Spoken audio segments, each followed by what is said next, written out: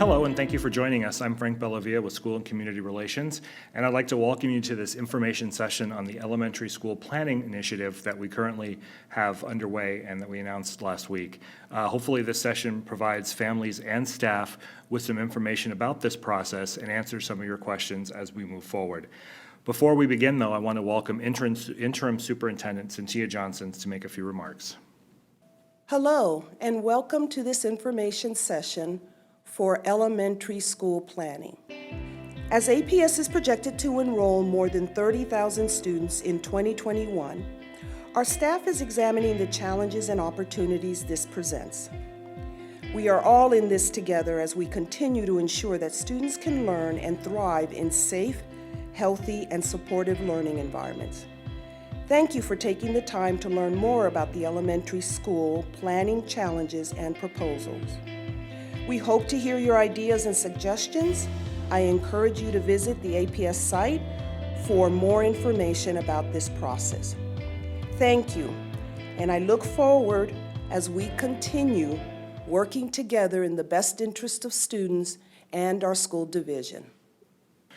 Thank you, Cynthia. Now, before we get started, I want to go around the table and introduce everyone. To my left is Lisa Stengel, the Executive Director of Planning and Evaluation, and next to her is Gladys Bourdoin, an integrated project planner with Planning and Evaluation. And to my right, at the far end of the table, is Wendy Pilch, the Director of Early Childhood and Elementary Education, and Kristen Haldeman, the Director of Multimodal Transportation Planning. Thank you all for joining us. Thank you. This information session will go over some of the challenges we face as a school division with respect to overcrowding, discuss the two proposals that we unveiled last week and the rationale behind them as we discuss how this will impact instruction and transportation. We'll also answer some questions we received through the Engage at APS email address, as well as the hashtag APS Plans 2021. So Lisa, let's start with you and talk a little bit about provide us an overview and talk a little bit about the challenges we face as a school division. Thank you, Frank. So APS is preparing to have 30,000 students and maybe more as we move towards 2021. As planning and evaluation has taken shape over the last 2 years, we're now beginning to take a different approach. We're working with staff from across the school division, both schools and departmental staff. We're taking a division-wide perspective that actually looks at how other parts of the organization play a role in making decisions, supporting the work, and doing what's best for our students. Like any boundary process, we'll make sure that we balance capacity utilization across our schools. And it's important to know that we're involving all school levels. In addition to doing what we're doing with elementary planning, we have similar processes preparing for some high school changes and middle school planning for the future. Our priority is to support instruction, provide multiple pathways to student success, and help keep resources in the classroom. This is a chart that we've been using a lot as we talk about our facilities and student accommodation plan, where we're going with projections and how we prioritize, how we plan for continued growth.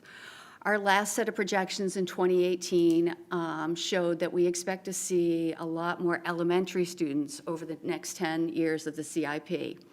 Now, I would caution that within this there are kids, we don't know those kids who haven't actually been born yet, and they will join us at some point in the future. But as we look over the next 5 years, we see a lot of growth. This chart is from last year. The blue bar shows the students who were here in September of 2018. The blue check across the top shows the number of seats we have. This year, we have more elementary seats with the opening of Fleet Elementary School. In 2021, when we open the Reed School, we'll have additional seats. But as you look further out on that chart, we're actually right now expecting that we need 3 more elementary schools and more by the time we reach the end of this CIP, if projections continue to be high.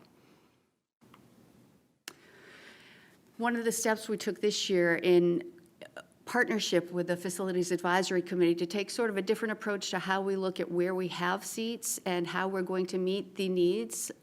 What you're seeing here is a chart that actually aligns our elementary school boundaries. We're going to have 25 schools when we open Reed.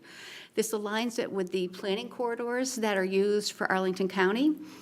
And it actually helps us see where we expect to see enrollment growth based on where the county is approving more housing development. Students will reside where there are houses today, where there are multifamily units today, and where they come tomorrow. And all the growth that we're seeing really going forward is along our metro corridor, both the Roslyn-Ballston corridor, the Columbia Pike corridor, and the US Route 1 corridor. So as we're looking at this, what we're seeing is we have some urgent needs in the Roslyn-Ballston corridor. We have some urgent needs in the western end of the Columbia Pike corridor. And Route 1, we're keeping an eye on as we see a lot of these developments related to Amazon. That may change significantly over the next couple of years as we see more of those projects come to fruition. So these are the areas that we're worried about. In addition, as we look at this, we know we've done a lot of building on the western end of North Arlington. We've got lots of new capacity, and as I think our biggest challenge as we head into this boundary process is how do we balance the needs of kids in one end of the county where there are not enough seats with a lot of seats in another portion of the county. Last week, or a couple weeks ago, we posted this map online. It shows what will happen if we only change boundaries and don't do any program moves. APS is committed to providing a balance of neighborhood and option schools. In this, all of our neighborhood schools remain in place. Our option schools do not change. And what happens is we have to draw long boundaries that actually move kids from places where we don't have capacity to places in the county where we do have capacity. Almost every boundary has changed except for some of the more recent boundary changes from 2018 that went into place for this school year. This puts Arlington Science Focus within its boundary. Right now, the entire Arlington Science Focus community sits separate from where the school actually resides. Ashland and McKinley, as you look at this, really change. In many of these cases, many of our schools become very different communities as we, again, try and balance where students live with where we have school buildings. And then Carlin Springs in this is located outside of its boundary. Well, thank you, Lisa. Kind of piggybacking off of the long boundaries, I want to bring in Kristen Haldeman with our transportation, multimodal transportation planner. Talk about how just drawing boundaries around Reed and Science Focus poses significant challenges to transportation as we move forward. Sure. I think just to set it up, I'll tell you a little bit about our bus system and how it works. We have a fleet of about 200 buses, and those buses make about 400 trips every morning, probably a bit more. Serving 2,500 stops throughout the county. It serves both our general education students as well as our students who receive special education services. Of all of our students, we have about 18,000 who are eligible for bus services currently. As Lisa described, the growth in our system, to date has already been significant, and then we plan to see quite a bit more.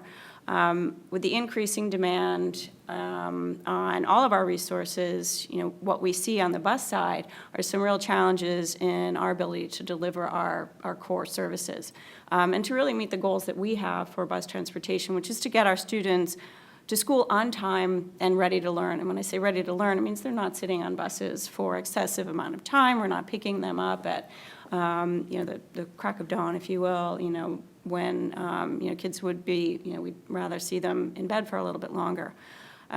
So the farther you are from school, the more challenging it is for us to meet those goals, to get your student to school on time and ready to learn. Proximity means that, we have such a much greater opportunity for students to walk or bike to school.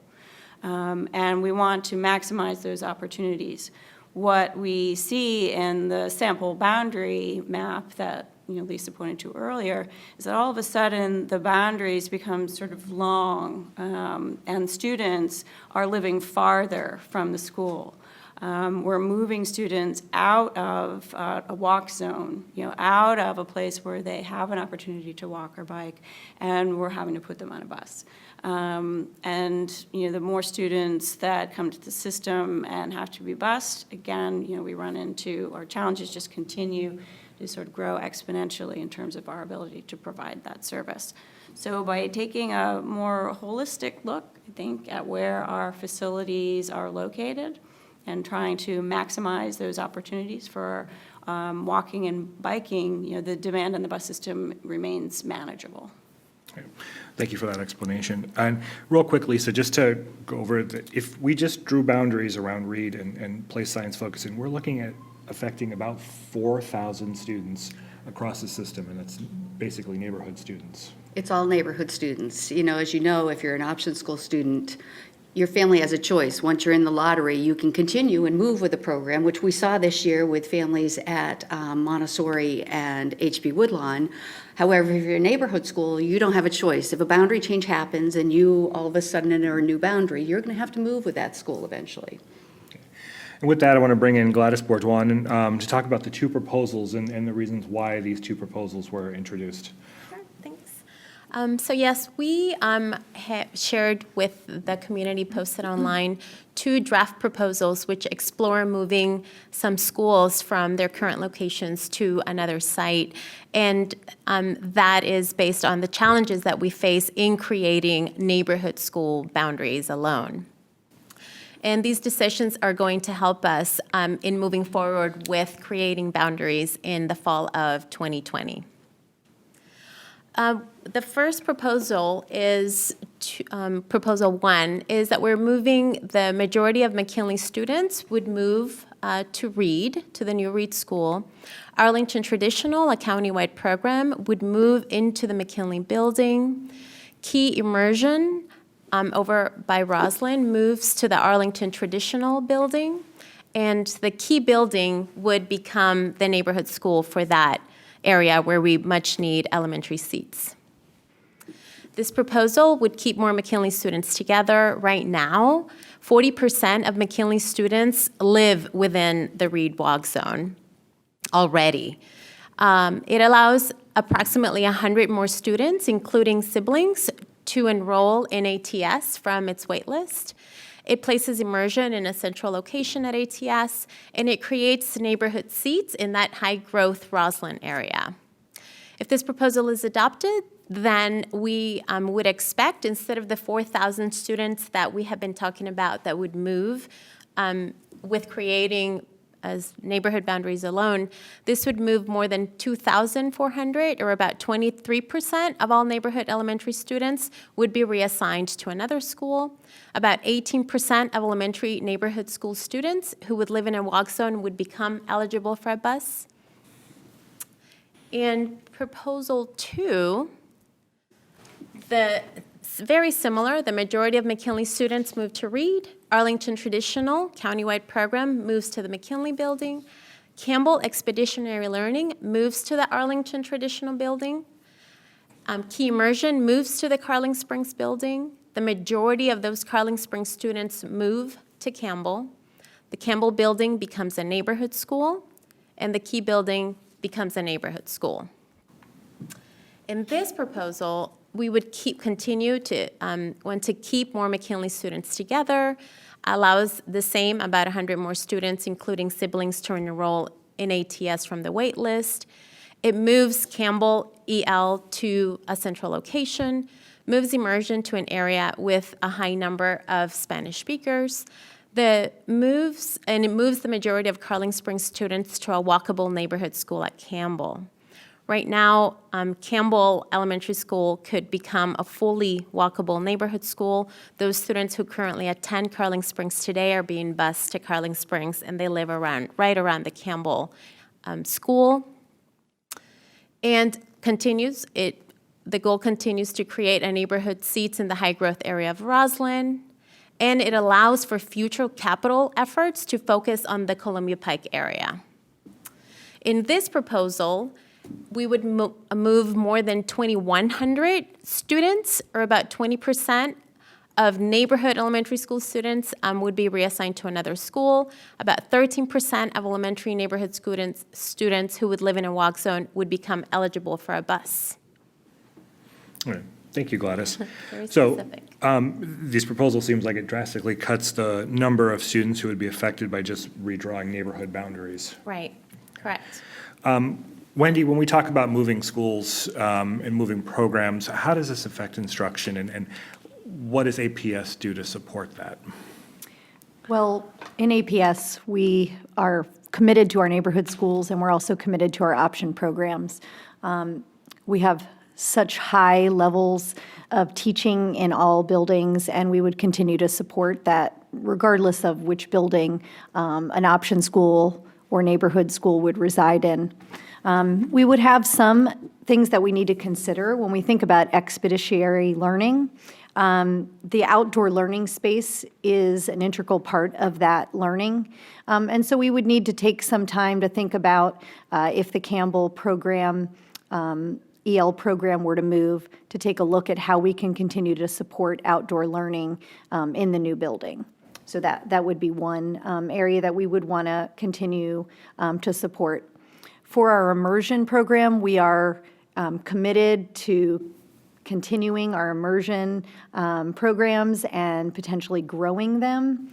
And we look for that 50-50 split. That's 50% of students native Spanish speakers and 50% non-native Spanish speakers. And if we look at our lottery process in the past, it's been very hard to meet the 50% of native native Spanish speakers. And so that's something that we would hope to be able to grow our number of native Spanish speakers to make that dual language program as successful as we can make it. And that's an important part of that program, is to have the 50-50 split there. Right. I mean, students learn so much just from each other, so to have the native Spanish speakers and a 50-50 split with non-native Spanish speakers, it really does help kids develop their speaking primarily. And we haven't had the number of applications in that area for the last year or so, couple of years. Yeah, I would say probably for at least the past 5 years, it's been difficult to meet that 50-50, and we haven't met it. So that's something that we've been striving for and doing a lot of outreach to try to tell our native Spanish speaking families about the terrific immersion programs here in Arlington and bring awareness to the immersion programs. Can option programs thrive in other locations and other buildings? Certainly. I mean, what we say in instruction is that any of our option programs can be successful in any building. And we just need to give some thought to how we transition kids from throughout the move, and as well as things like that outdoor learning that we talked about for the expeditionary learning, that it's a core component for them to have the outdoor learning, and that's something that we would need to keep in mind for that move. Okay, thank you. One of the things we've done in the last few days since we unveiled these proposals is to ask for community input. We've got some questions through our Engage email address, as well as the hashtag APS Plans 2021. So I want to take a moment now to start to answer some of those questions that came in over the last few days. Gladys, starting with you, does this planning session right now include boundary moves or boundary planning unit moves?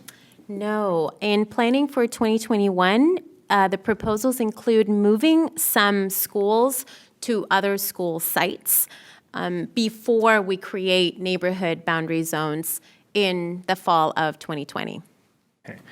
And another question we received is, why is McKinley being moved to Reed, and why not just make Reed an option school? So as we look at the impact of opening Reed on other schools, really the biggest thing that we explore is the Reed building sits on the corner of the boundary for both McKinley and Tuckahoe. It's in the Tuckahoe boundary, but as we look at the impact on other schools, students in the current walk zone who attend other neighborhood schools in other areas attend Nottingham, McKinley, and Tuckahoe. We could fill the Reed School with more than 400 students just from the walk zone. Then when we look to see, for instance, the McKinley boundary wraps up 66, goes north of 66, and some of those planning units are farther away. As we looked at that no-move program boundary, if we've built a lot of capacity in that area of the county, we cannot fill all of them as neighborhood schools and do it efficiently in a way that gets our students to school on time. And part of this proposal, so we haven't confirmed we're moving, but the proposal really moves more of the community together. If we don't make this move, McKinley's going to be a very different school. Maintaining maybe more about 40% of the kids in the current building, and everybody else will be new. So it was trying to balance not only what makes sense. We don't want to bus everybody in a neighborhood out only to bus an entire option school with 700 kids in. What we want to do is make wise decisions that allow us to actually have more room in our operating budget to do things that we know make more of a benefit for students, teacher compensation, and all those things that make, classrooms bring the best teachers and provide supports that actually help our students thrive within buildings. Okay. Got a question on transportation, and again, this kind of goes along with what you said, talked about earlier, is what would happen to transportation if boundaries were long and had limited walk zones? Well, it significantly increased the demand on the bus system. So, as I said, we've got about 18,000 students who are currently eligible for bus service, and about 16,000 or so actually ride. It's about 67%. But by moving students farther away from the school itself, we lose sort of that optimization, the proximity that really offers opportunities for walking. I mean, biking perhaps less so, but, a lot of folks are able to walk to their school, and it's very convenient. If you have something going on at school, you have parent-teacher conferences, it's a lot easier to get there if you can get there on foot. Or, if that's your only option, at least, it's there for you. So with our students, once we start moving them away, not only is the increased demand on the bus system, as Gladys said, we will move a significant number of students out of that walkable environment onto a bus, but it also impacts their families as well, and making it a little harder for them to get to the school. Okay. The next question comes in of Twitter from @FairlingtonWalks, and they want to know why Claremont wasn't considered part of this plan, because it is not in a central location. In these proposals, Claremont continues to offer the immersion program in the current location where they are. Okay.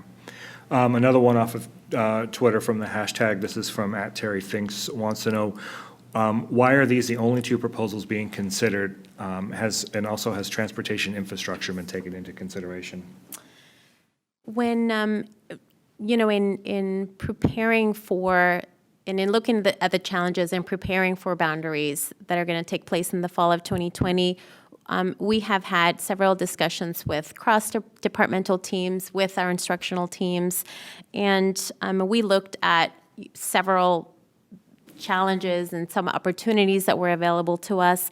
And in having those discussions, we, looked at keeping as many students together, looking at those school communities and keeping them together, whether it was moving a school from one location to another, they continue to stay together, and then minimizing, moving a lot of those students out of the school communities through neighborhood boundary zones.